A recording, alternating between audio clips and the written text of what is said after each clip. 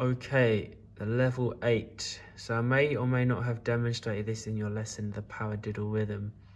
Okay, so we want to practice going C, E, C, C, E, C, E, E. Okay, the rhythm's also known as a paradiddle. Okay, C, E, C, C, E, C, E, E. That you will need to practice.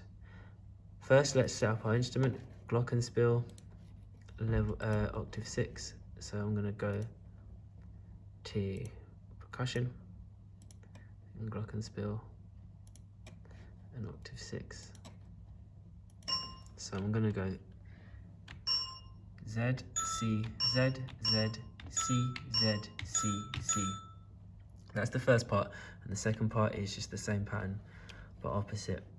Let me just check what my tempo is like at the moment.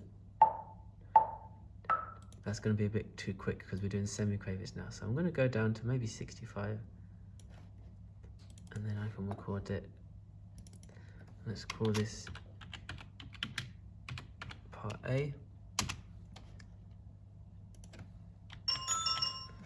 Okay, so this time we're playing 4 notes for every crotchet, every beat.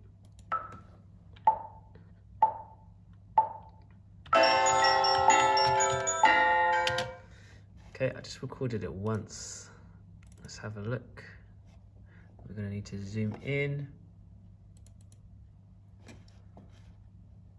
And let's quantize it, see how it goes. There we go, that is fine, that is spot on. So I'm gonna zoom in again so I can make this 1 bar. You could have recorded it twice, to be honest, but I just recorded it once. Okay, and then I can loop that.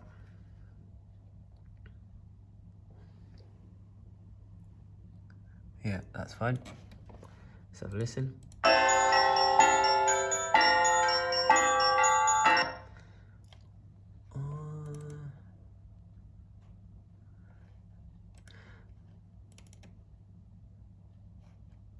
Okay, for the next part, you can record it opposite. So at first, I recorded this one going.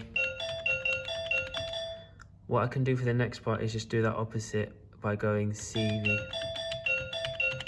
So you can record it opposite. Or what we can do is duplicate the track. And on this part, we want to switch the notes around. Okay, so I can just drag up and then drag down. And then drag up. And then down. And then up. And finally, down. Oh, and if we look, I thought it was a little bit out of time, and we can see why there. When I've looped it, I haven't done it quite properly. So let me get rid of these loops. Let me zoom in and fix that.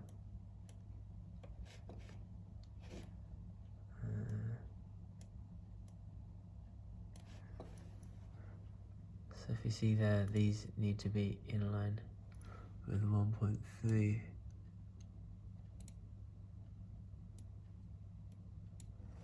There we go.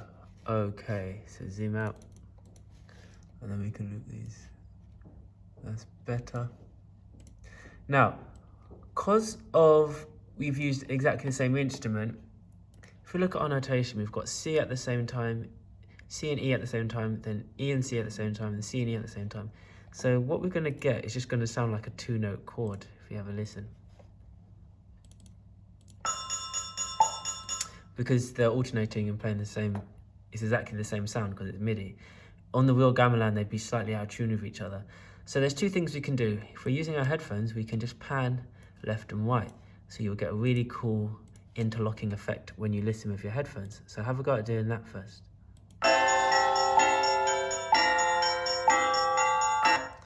Okay, the other thing we can do if you're not using headphones, and this should be level 8B. If we're not using headphones, what we can do is change one of the instruments.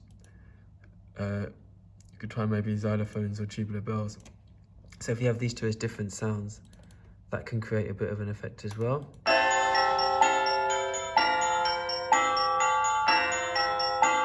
So we're still getting that dun dun dun dun dun dun dun dun. We're still getting that rhythm there. Okay, so if you're using headphones, pan one, pan left, pan left, pan one left, pan one right. If you're not using headphones, use a different instrument for each one. Once this is done for level 9, we are creating our own structure. Okay, so copying and pasting them by holding down Alt and copying, or you can right click copy and right click paste. The reason I would copy and paste as opposed to just looping is that you can then have them dropping in and dropping out.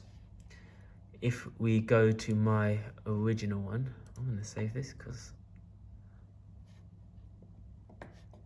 so there's my original one, here's my original one. We can see here how I've copied and pasted it and I've got a structure to it. So it starts with the drums, then the parts come in, we get thick texture, thin texture, thick texture.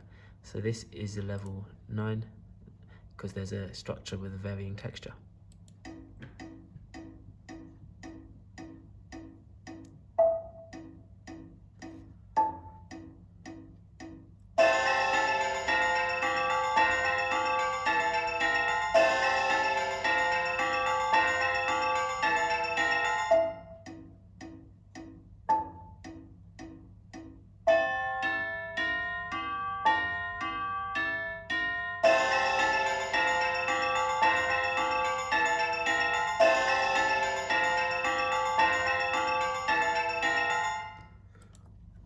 Okay, there we go.